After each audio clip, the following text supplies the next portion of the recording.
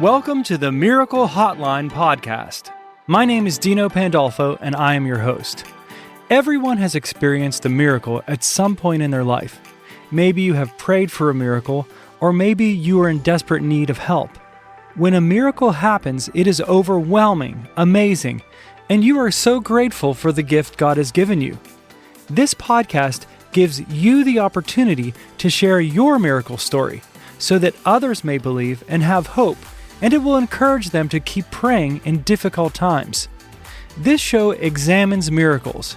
It includes first-person accounts, interviews, and investigations of the most credible and amazing miracle stories.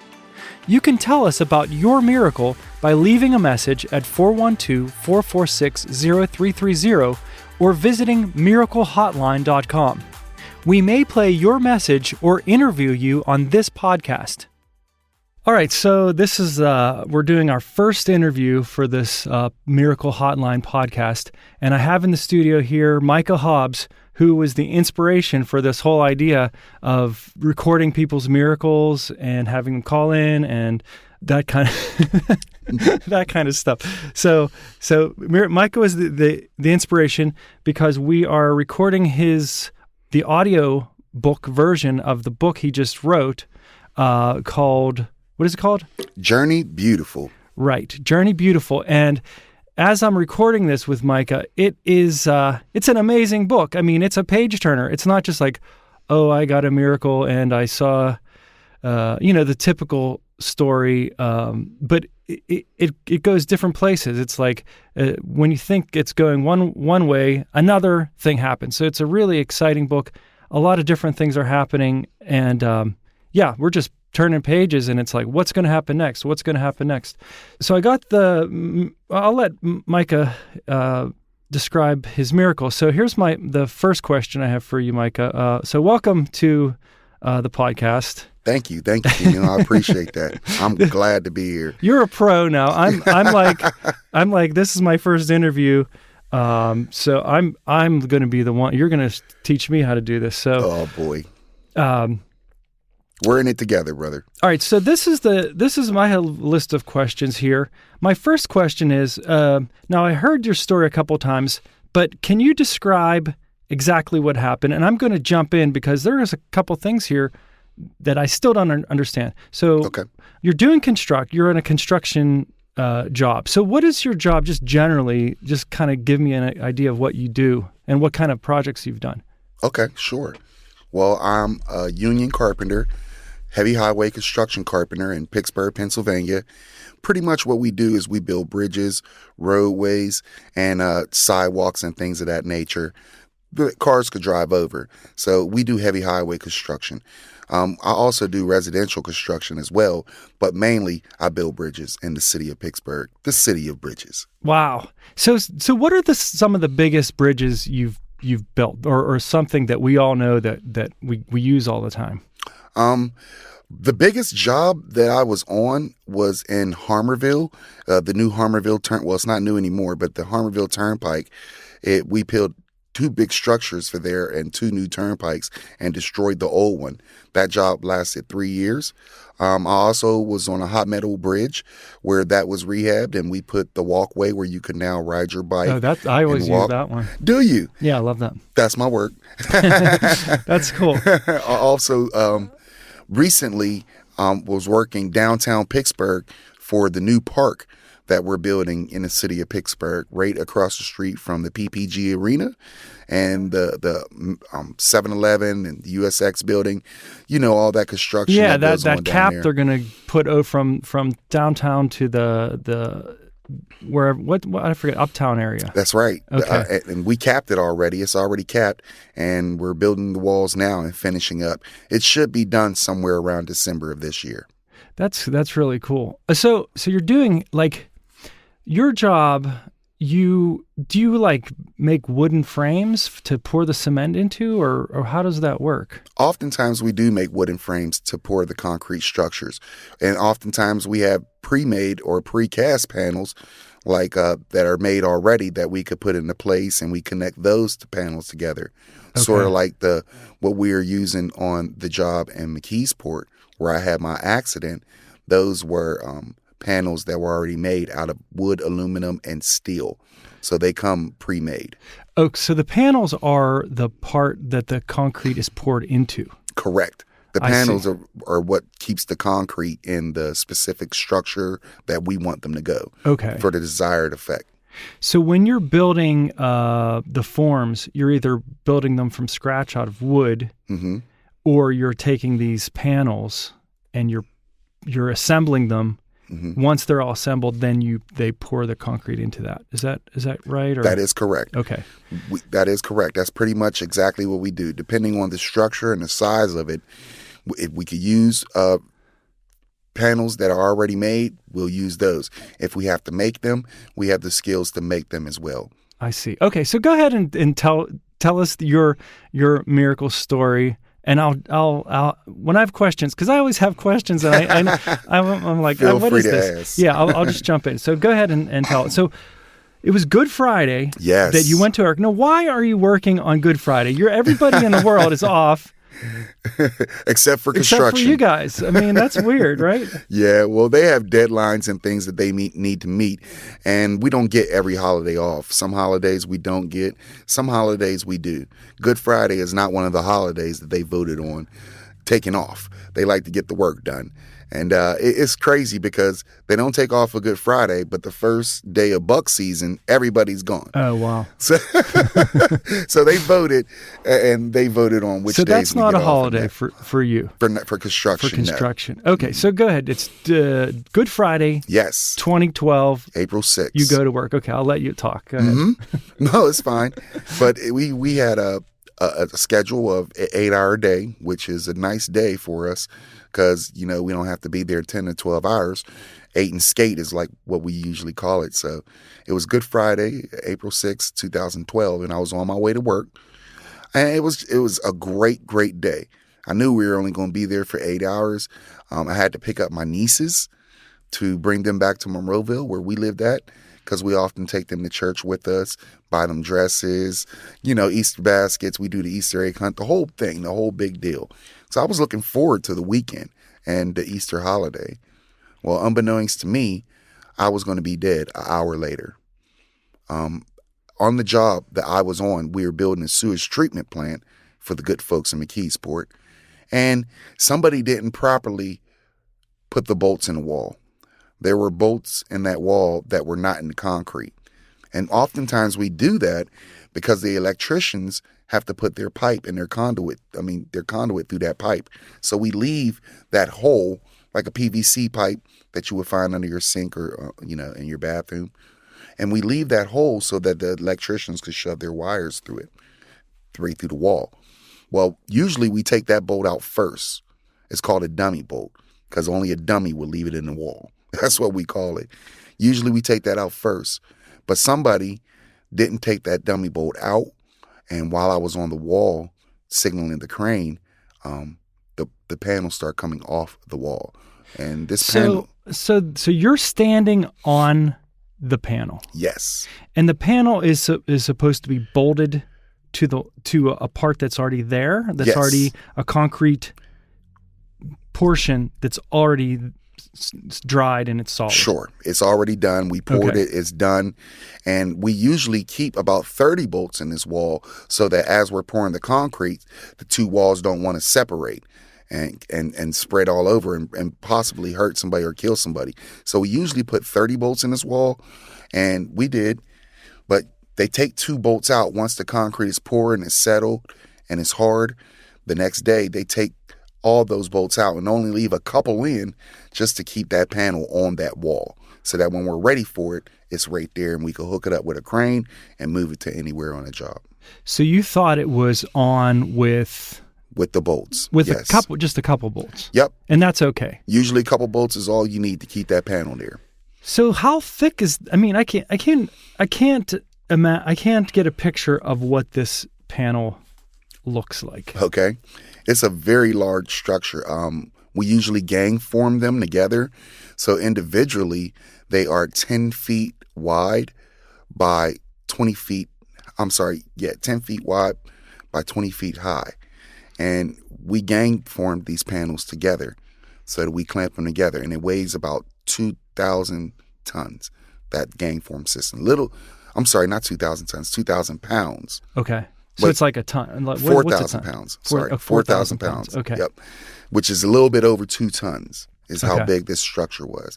And we climb on these panels to do our work with our body harnesses and what's called a positioning hook.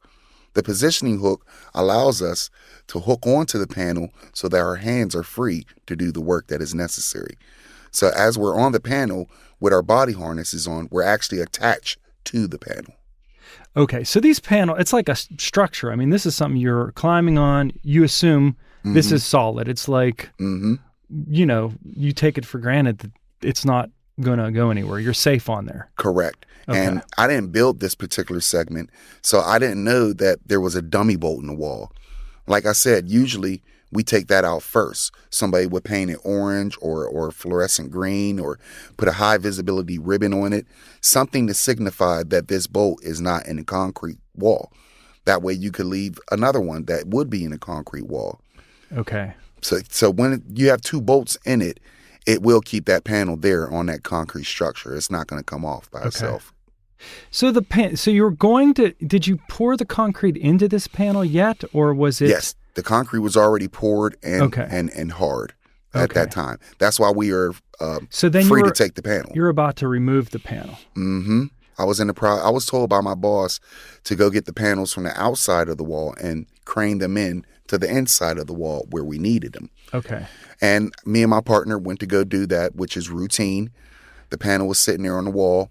I told the operator what we were going to do. He swung over and got in position, and I climbed up the panel to signal him, to get him centered right over the panel so I could hook it up properly and it will move evenly. While I was doing that, my partner took out the bottom bolt. And what procedure is, when you take the bottom bolt out, you wait till the panel's hooked up and it has tension on it. Then you can remove that last bolt. Yes. Okay. Okay. So, I understand that now. Okay. And because the concrete was already poured. Okay. And those panels didn't need to be there anymore. We need them on the inside. Okay. So my partner took out that middle bolt, and unbeknownst to us, we literally were free at that time. At that time, we were free because that other bolt that's in the middle was not in concrete at all. So he took out the last bolt. He took out the first one. He didn't take out the last one. He got in position to take it out. He was standing there waiting for me to hook the crane up with the shackles. And when we hook it up, we give it a little tension so that when we take that last bolt out, the panel doesn't fall. It's hooked up to the crane. Okay. So that's what I was doing. I was in a process of signaling him to center him up so we could take this last bolt out and get this panel over to the inside wall. Okay. Well, while that was happening, I heard screaming and yelling, which on a concrete site, that is on a construction site, that's commonplace. Somebody's always yelling and screaming and whatever. It's a very aggressive environment out there. So I didn't pay it much attention. But then I continued to hear it as I was signaling the crane operator. And I looked down and it was my superintendent and he was talking to me. and I looked at him and he said he needs that crane now. Well, what happened was a truck of rebar, and rebar is just metal that we place inside of concrete. It's like the bones of concrete to keep it strong. It's green usually, and you've probably seen it before. Yeah, right. It's always in concrete. It's always like these metal rods that reinforce it. Right. Yep, like the bones of the concrete. Right. So the rebar truck had just come in and pulled in, and when that truck comes in, you want to get him out fast because you're being charged the time as he sits there. Well, I didn't know he needed that crane, and I was told to come get this panel. And him being a superintendent, it's his job, so he could do what he wanted. When he told me he needed that crane to get the rebar off the truck, I looked over to the operator and I signaled for him to go with the superintendent because I had one bolt in the wall. The panel's not going nowhere. We could come back for it. That bolt will hold it. Okay. And now he took the crane and I was like, all right, yep, you can have it. And when the operator swung away, my partner asked me, he said, well, what do you want to do now? I said, well, get down. We have other stuff to do. We'll come back when we can get the crane. We ain't moving this panel without the crane. We can't. It's 4,000 plus pounds, a little bit over 2 tons. So we were not moving it without the crane. So he said, okay. And he got down safely. And I waited till he got down off the wall, which is 20 feet high. And when he got down, I made my descent. I took off my positioning hook and I took a step down. And when I took that step, I felt a shift. And I thought initially it was the crane behind me moving because I felt the rumble, the ground shaking. And I turned to each side, my head, to see behind me.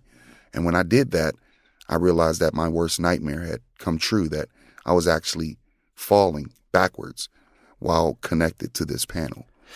So the panel, what happened to the bolt?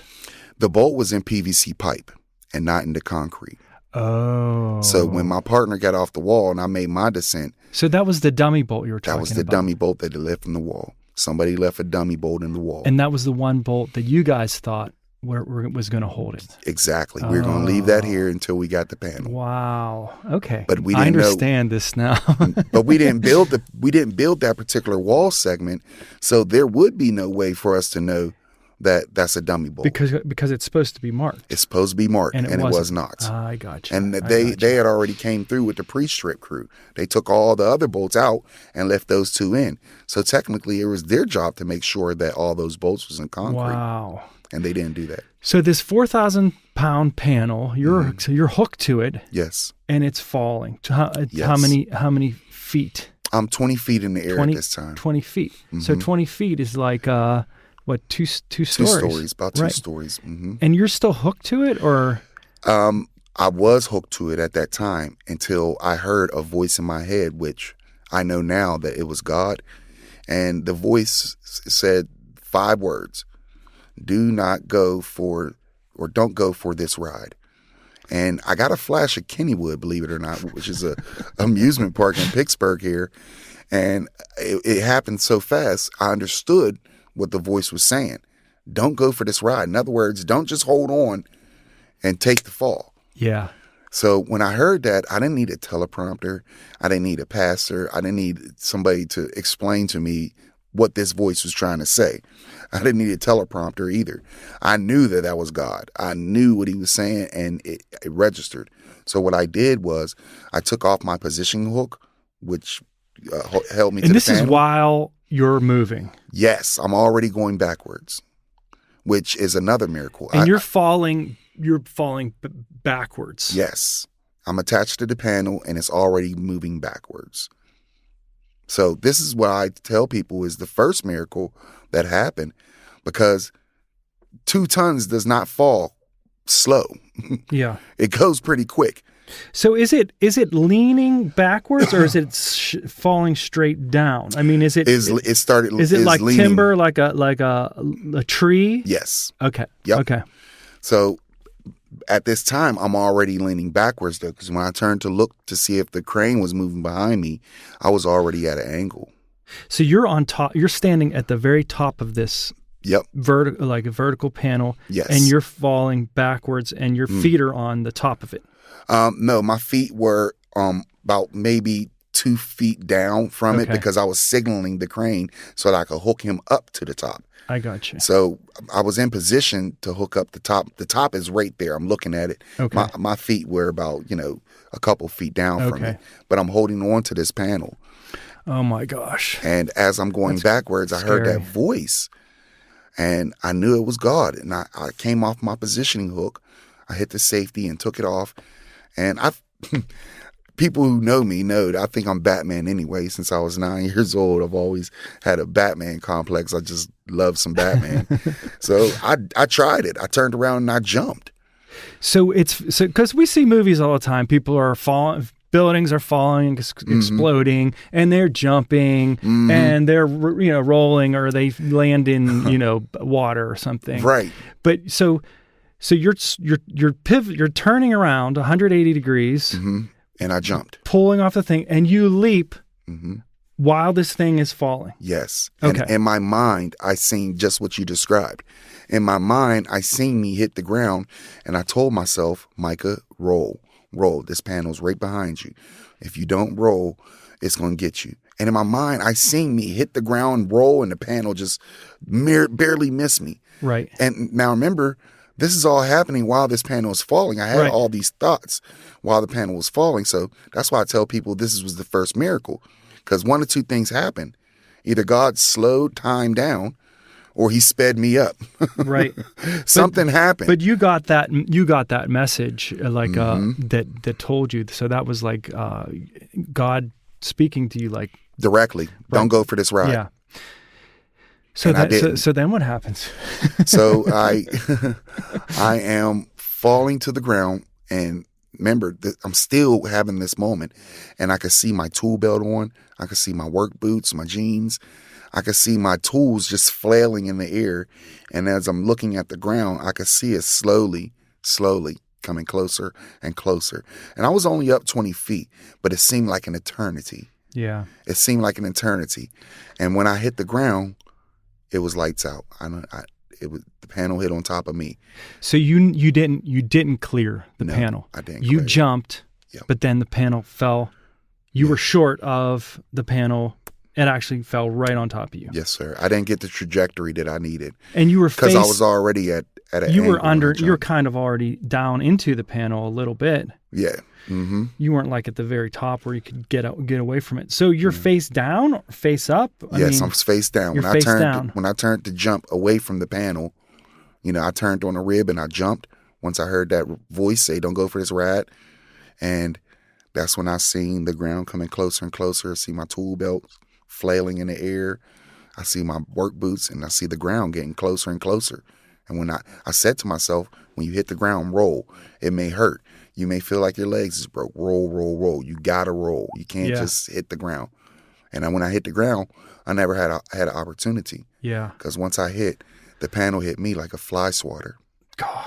So was it dirt or what kind of surface did you fall onto? It was a dirt surface, and Right. that was another miracle that I ended up finding out about, because the 2 days prior, when they finished pouring the concrete in this particular wall, we had extra concrete, and I found out through one of my coworkers that the operator was instructed by the superintendent to take that extra concrete and put it at the bottom of the form so the carpenters could have a nice place to work on. And he didn't do that. Oh, so he left it in could a have been pile. concrete. It should have been. It should have been concrete, because he Oh was my told gosh. to spread. And you that would have extra- really been squashed if it Yes. was Yeah. concrete. There'd be no cushion of dirt at all. No, Wow. But the cushion in the dirt really didn't save me, because I still died instantly. But they did say this when they pulled me out from under there, and they finally lifted that panel off the ground, that the imprint was at least 4 inches. So you got squashed by this panel, Literally. and you passed. You went unconscious. At that time. I was gone. Once it hit me, it was lights out. I didn't know anything. My next knowledgeable thought or conscious thought, this is going to get weird, but I was in the darkness. It was all dark. It was pitch black. There was nothing around. I knew that I was there, but I couldn't see my hands in front of me. I couldn't see my feet. It was completely dark. Like, there was no silhouette. There was nothing. But there was these 2 walls on each side of me, vibrating violently. And the walls were, how do I explain this?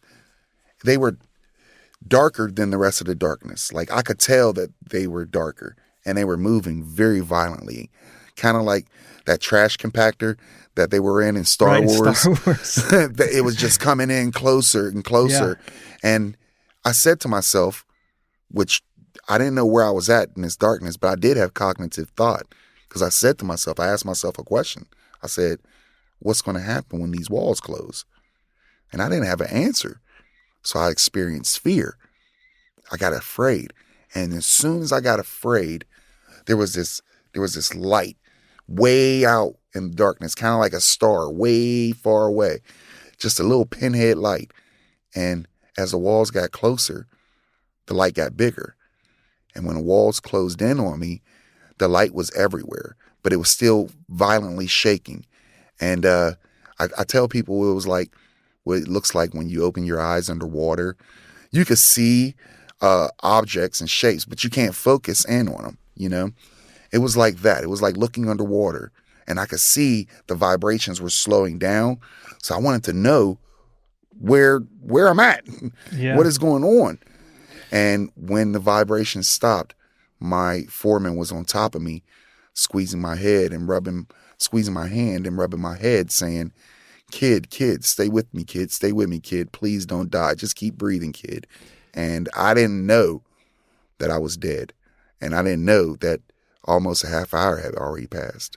Wow. So you regained consciousness while you were still at that construction site? Yes, sir. Laying right before the ambulance came or anything? Yes, sir. Some people said it was about 25 minutes. Some people say 26. Some people say it was a half hour. So they, and you said it took a while to even lift the panel. They thought you were dead immediately. Yeah, which I was, because when they got the panel off me, I was already gone. There was no heartbeat. So your heart stopped. There was no breath. Yes, sir. You were dead. Dead. I was already dead. Flat line. Mm-hmm. When they called the paramedics, they told them that I was already gone, and they picked up the body.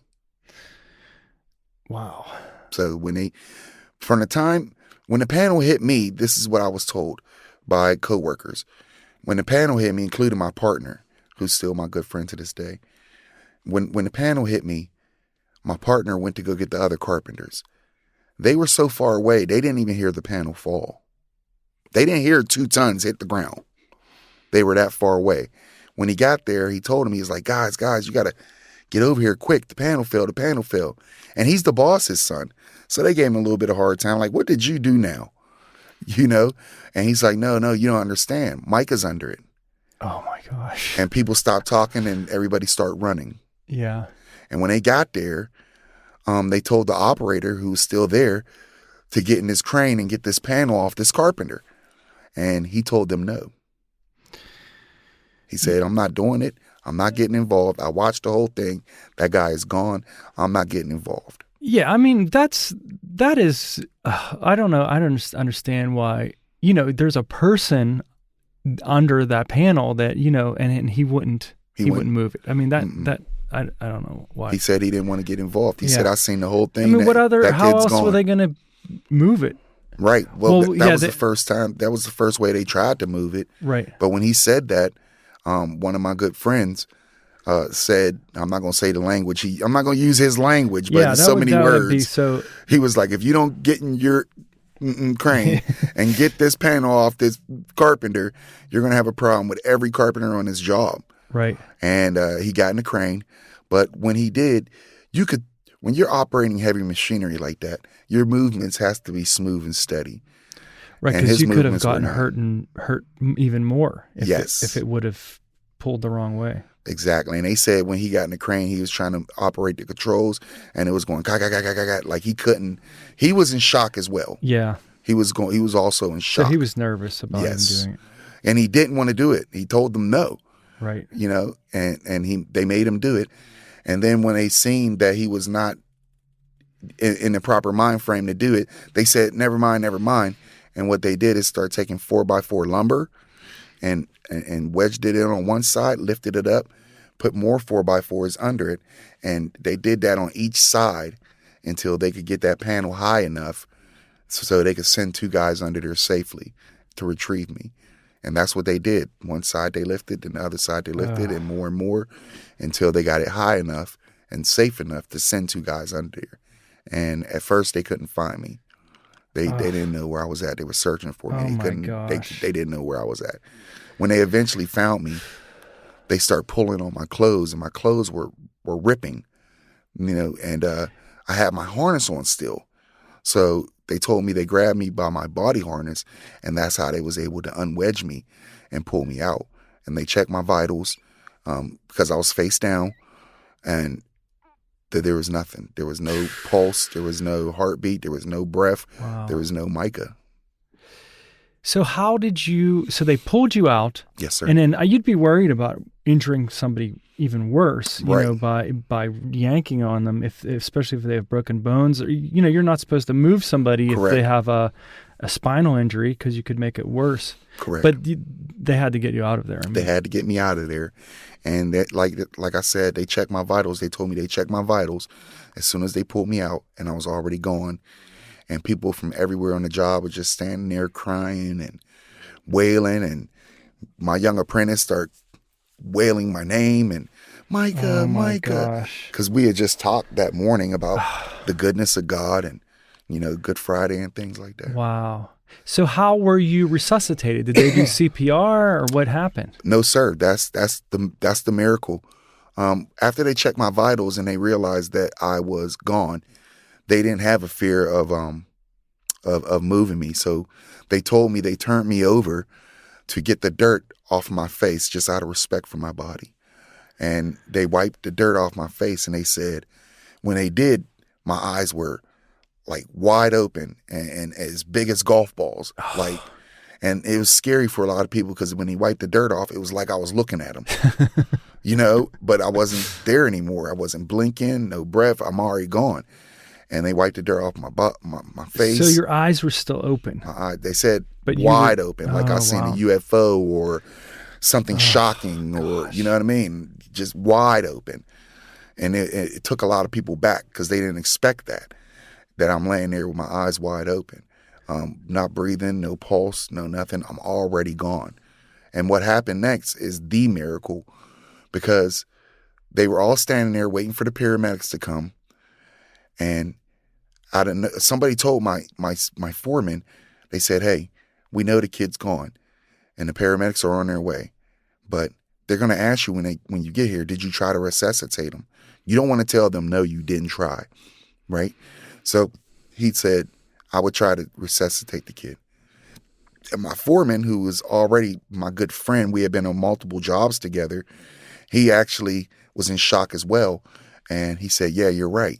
And he started walking to my body, and I was about maybe 10 feet away from him. And they said, before he could even get there, before he could even touch me or try CPR, they said out of nowhere, I took a deep breath like if I was underwater, just like, oh my gosh. Well, that must have been. And I started blinking really, really, really hard.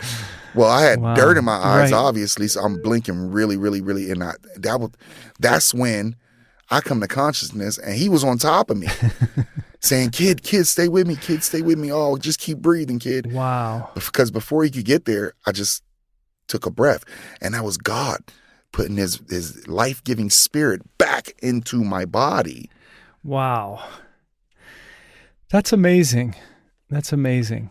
And I tried to get up, Dino. I tried to get up because when I come to consciousness after I seen these walls and the vibrations stopped, he was on top of me, like in my face. And I was like, whoa, back up. Let me get some breathing room.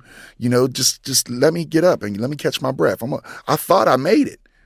I thought I made it. I thought maybe I just passed out or something. But he said, I ain't letting you up. That panel fell on you. And then I turned my head to the side. I could see how they had it up in the air, and I didn't know. And I was like, man, it's hard for me to breathe right now. My lungs. I was like, it's hard for me to breathe. Just let me stand up and catch my breath. He's like, I ain't letting you up. And he told me that I hit him because I was trying so desperately to get up. But I do not remember that. Yeah. And have apologized to him for that. When I was in the hospital, I sincerely apologized because that's my good friend. He was like, yeah, you caught me with a good one. I didn't even remember that. But he said I was trying to get up. Wow. Because it was hard for me to breathe. Well, unbeknownst to me, I had a cracked sternum. Cracked wide open. And I had 4 broken ribs. I had kidney damage. I had liver damage. My pelvis was in 16 pieces. Wow. And the bone shrapnel from that violent hit shot bone fragments into my intestines. Oh gosh. So I was internally bleeding bad. And I didn't know none of these things. If he would have allowed me to stand up under the weight of my body, because my pelvis was shattered, I would have died again. Yeah. I would have died again instantly. If he had said, okay, kid, let me help you stand up, I didn't have no pelvis to stand on. Right. The weight of my body would have killed me again, they said. So he left me down, and he asked me, did I have emergency contact? And I gave him my wife's number, and I could hear somebody in the background talking to her answering machine. Mrs. Hobbs, give me this call. As soon as you get this message, there's some accident happened to your husband. We can't give you all the details, but we're sending him to the hospital. The paramedics are on their way. I could hear him talking to her. So I was like, oh, she's still asleep. And the paramedics showed up, and they asked me where I hurt at. And I told them everywhere. Yeah. Everywhere. And they said, well, this is going to hurt. They put me on a gurney. It did. And when I got into the ambulance, they told me they were going to put me to sleep, and they medically induced me right there. Yeah. And from McKeesport, Pennsylvania, they drove me to Mercy Hospital, which I thought was odd that I didn't get a life flight. You get a helicopter. But the reason why they didn't send a helicopter is because when they called them, I was already gone. Right. They told them to come get the body. And the ambulance didn't believe that I was going to make it to the hospital. They drove. They didn't. Yeah. They said people with these injuries never make it to the table. They die in the ambulance. Wow. They never make it to the table with the injuries I sustained. So when they were called, they were told that I was gone. But when they got there, I was alive. That's amazing. And then the other miracle is when I see you, you don't even limp. I mean, you're just like I used to. you're just like fine, totally fine. No, you're not even slow. Some people, it takes a while to get up the steps or whatever. You're just bang, just like totally 100% fine. I'm sure. There's things you can't see, but from appearances, you look like healthy as anybody. Glory to God. That's a blessing. I tell people that the healing power. Yeah. What was the road like from dying and then being totally shattered to your recovery? It's a miraculous recovery to see you now. Thank you, brother. I worked really hard at occupational therapy and physical therapy. I ended up having 29 surgeries altogether. I was in the hospital I was in a coma for 3 weeks, medically induced coma. And I was in the hospital for about 3.5 months. So it was not a easy process. That's not even counting the rehab. That's just the hospital stay. Right. It was a very, very, very difficult position to be in. I had a metal hula hoop kind of like stuck in my pelvis when they repaired it. And I couldn't move. I was bedridden. I had a tube in my throat because I couldn't breathe on my own. I had a colostomy bag. I had a trach. It was bad. But the one thing that was in my mind was I was so glad that I was alive. I was so grateful that I was alive. And I didn't want no wheelchair. They told me that I probably would have to be in a wheelchair for the rest of my life, and I rejected it. Wow. I didn't want no parts of it. Right. So when it came to working out with occupational therapy and physical therapy, I really did try hard because I wanted my body back. Everything I did had something to do with my body. The way I put food on the table is because I go out there and do construction and I use my physical attributes to earn a living. So everything that I do, even I used to play basketball all the time. So I was in pretty good shape when the accident happened. And I wanted that back. I didn't want no parts to do with the wheelchair. And you're back doing your same job, the construction, just as you were before. Yes, sir. I did end up going back to work 3 years later. That's amazing. 3 years later. And they didn't expect that at all. They still are amazed that I'm back to work. But I see that as God's work because the people that are there, construction is a very, very hard job. And a lot of people are calloused because of the hardness of that job. Yeah, because a lot of people, once they're injured, you can go on disability, mm-hmm. you can get a desk job. Mm-hmm. There's a lot of things you can do to milk it, really, to say, hey, I was injured on the job. I'm going to sue this person. I'm going to sue that person. I'm going to be set for life. But you didn't do that. You just went right back to your job. Yeah. After about 2.5 years, I decided that I wanted to go back to work because I believed that God was going to use this testimony, especially for the construction workers, for the ones in that are calloused by the world and just life in general, they need to be reminded that not only is God real, but the healing power of the Lord Jesus Christ is still on the earth. So this is my next question. This kind of leads into it. Now, people might say, "Oh, well, it's coincidence. You healed. The body heals, and it just natural science. And like, how do you know it was a miracle and not just a series of luck and coincidences and your own hard work? What sets it apart from being a miracle and just a natural coincidence?" Well, with natural coincidences, that means that things just happen, like they just fell into place.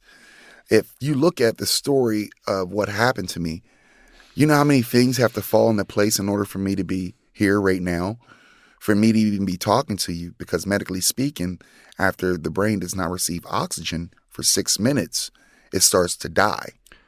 Right. So the first thing is your mind is totally fine. For that has to be a miracle, right? Because yes, sir. It has to be. Because I was gone for over 20 minutes. And I live with pain, though. I don't share a lot of that with people because it doesn't really help take away my pain. But I do. I've gotten used to living with pain. I experience pain on a daily basis. And even though on the outside I look well, oftentimes in the morning and at night or after a long day work, I feel like every bit of pain. I feel my ribs that are broken, they're healed up, but I can still feel the pain there. Yeah. And you still have like pins and plates and stuff yes, sir. To hold your pelvis together, isn't that right? I have 4 plates in me and 10 pins holding me together. 2 of those pins are about 6 inches long, and they connect my pelvis to my spine, which allows me to stand upright. Now, so how did you feel when you knew it was a miracle? Like, yeah, that's cried. the question. I cried. I cried. Like I said, I was a Christian and a believer in the Lord Jesus Christ before this accident happened. Some people say that's one of the things that saved me, but I cried because I was so humbled and grateful that the Lord decided to give me this type of miracle and not allow my wife to be a widow. I was so grateful for that. I didn't like my situation because I was in a hospital bed, and I didn't like being confined to the bed and all the physical injuries that I had. I mean, I was having surgery sometimes 2-3 times a week. I mean, I racked up a lot of frequent flyer miles in his surgery room, and it was not easy. So there was a bout with depression because eventually I felt like I was being a hindrance to people because so many people would come to see me. They would cry. They would be sad. You know what I mean? And I didn't want people to feel like that about me. You know, like I said before, I have a Batman complex. I'm here to help. I'm not here to be a hindrance, Right. So I did battle depression deeply while I was in the hospital. Yeah, just being slowed down to that. Yes, that it was point. bad. Yeah, I could imagine. And after months of being there, my situation looking the way it is, there was definitely moments when the devil was just playing on my heart and on my head. Yeah. So how has your faith changed since you are the recipient of such a huge miracle? And we were already a believer before, but what has this done for your faith? Everything. It encouraged me. It empowered me. I always knew that God was with me because this is not the first miracle that I had, and I talk about it in the book. Right. But I didn't know that. I didn't know my faith. It just transferred to like trust. It went from faith and just morphed into trust because I know for a fact that he did this. Yeah. It was only people don't know this, but the devil doesn't have power over life or death. He doesn't have that ability to put life into your body, and he doesn't have the ability to take life out of your body. So God is the only one with the power to give life. So when he put me back in my body, when he put his breath back in me, in the Hebrew we call that ruha, that's that breath, that life-giving spirit, what he breathed into Adam and made him a living soul. When he put that breath back into me and allowed me to live, it overwhelmed me. I remember having a bout with depression, and God comforted me by saying, Micah, many people died. People die every single day. He said, but not very many of them get a chance to come back. Yeah. So in other words, he was saying, your situation is bad. I know you don't like it, but you're alive. So it was even though you had been brought back from the dead, it was still, it's still a struggle going forward. And Big struggle. And you still need to have that, what was faith, even more trust to keep going even till now. Even to get through therapy itself. Yeah. And like I said, 29 surgeries. I was having 2 to 3 surgeries a week. I really had to count on God. I really had to believe. I really had to put my faith into action because I couldn't move and I was powerless about the whole situation. They were telling me I was going to be in a wheelchair, told me they didn't know if I was going to walk again or even make love to my wife again. Yeah. They told me these things. And if you listen to what the doctors say, you will get depressed. Right. Because very rarely they say, oh, you're going to be fine. Every time I asked them a question, their answer was, we don't know if that's going to work or not, but we're going to give it a try. Yeah. I'm like, wait a minute. What do you mean you don't know if it's going to work or not? So I had to rely on the word of God and the encouragement of God. I had to believe in God more than I believed in the doctors or the nurses or the medicine itself. Right. Well, that's that's just one of this story, or this occurrence is just one of the miracles in your book. I mean, you have a whole lifetime of them that when you were recovering, you recounted the miracle of your birth, the miracle of your upbringing, the miracle of your, there's the book has so many miracles in it that you experienced, and it's a really great book. Such a blessing. It really is, because God, he's doing something with this book, with the testimony, and like you said, it started when I was born. I wasn't even supposed to be born. My mother had ovarian cancer. She was diagnosed with it in her 20s at a very young age. And she wasn't able to have babies because she was taking this radical new treatment at the Allegheny County, at the Allegheny General Hospital, called chemo treatment, which just started. We're talking about 70s, like early 70s. And chemo treatment had just popped onto the scene, and my mother was taking her treatments because they diagnosed her with cancer. And she would get pregnant. Her and my father, they were married. She would get pregnant, but there was always complications, miscarriages or something. The baby never made it through the full trimesters. And my mother asked the doctor, why is that? She could get pregnant, but none of the babies are making it. And he explained it to her that because of her chemo treatment, which is radioactivity, that, them babies is probably being killed in there. Yeah. Because of the radiation. Because her womb is twisted. She had cancer in the womb, in her ovaries. I'm sorry. Yeah. So she told her that she probably will not be able to have children, and instructed her to maybe get a dog or a cat or a pet or something that she could pour her motherly instincts into. Well, I'm so glad that my mother did not take his advice, because she wanted to have a child so bad, with my father, and they were newlyweds, and she wanted so badly to have a child. Well, they went to church that Saturday and went to revival. And this pastor, he comes down once a year for the revival. Well, he was running up and down the church, preaching a fire and brimstone, Holy Ghost filled sermon, speaking in tongues and everything.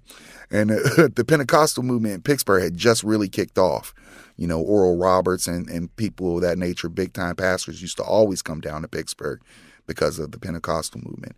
So my mother and father are in the church, and as this pastor is running up and down the aisles, he stopped at her, looked, and said, God has something in store for you. God got a blessing for you.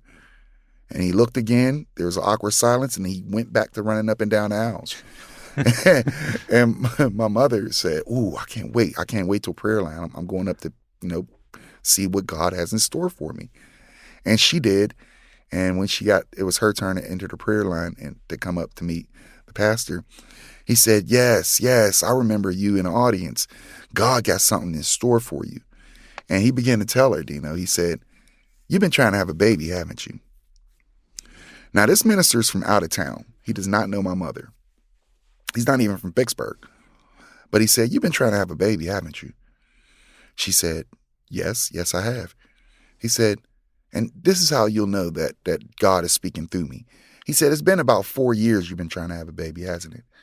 She's like, "Yes, it's been exactly 4 years." And the doctor said, "You can't have him, huh?" She said, "Yes." He was like, "Do you believe that God could give you a child?" And she said, "Yes, sir, I do. I do believe that he could give me a child." He said, "Good." He said, "Where's your husband at?" And he was standing right behind her.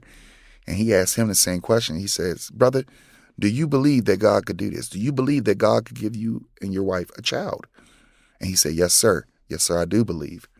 Well, the pastor went on to say, "This is what I want you to do.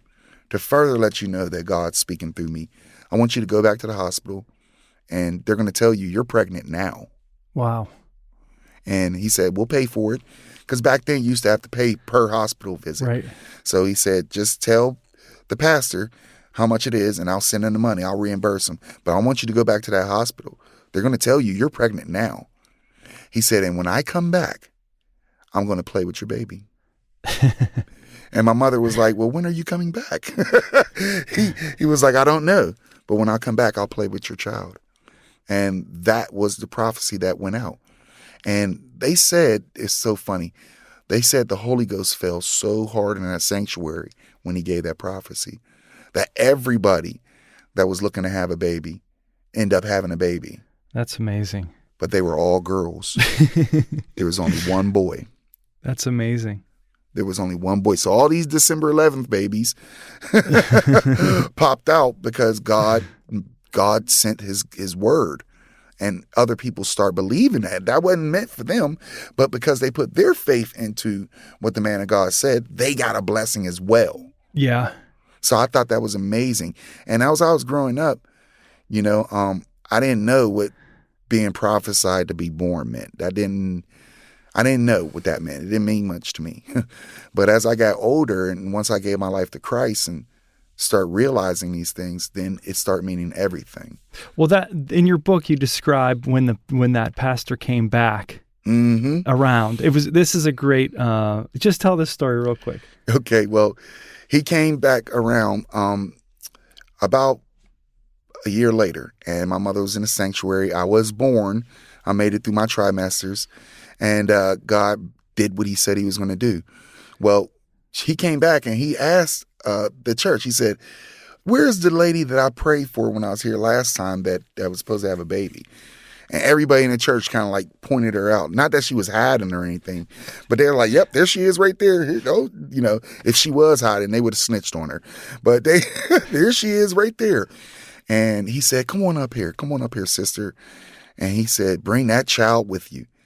And she did, and she came up with my father. And he pretty much held me up in front of the congregation like Kunta Kinte or the Lion King. How he just held him up.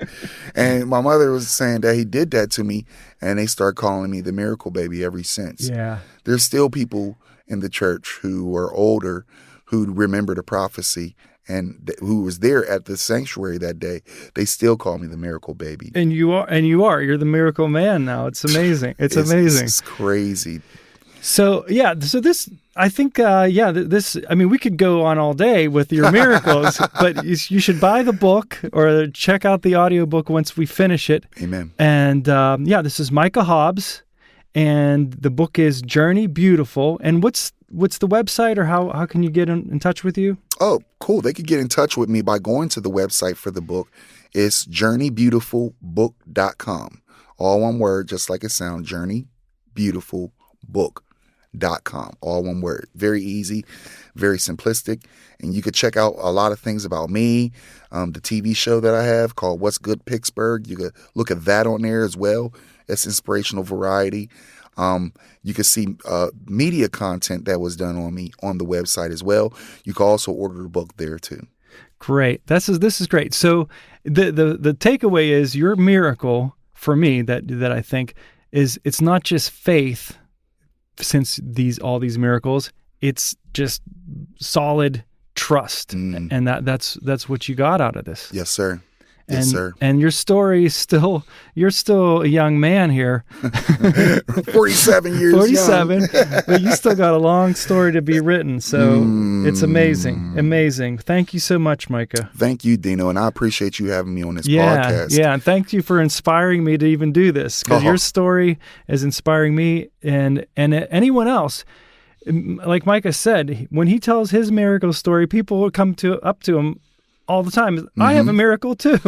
And I know everyone has miracles. So I hope this inspires you to call in and give us your miracle story and we can interview you also. So nice. All right. Thanks a lot, Micah. Yeah, go ahead. One thing before we leave, Dino.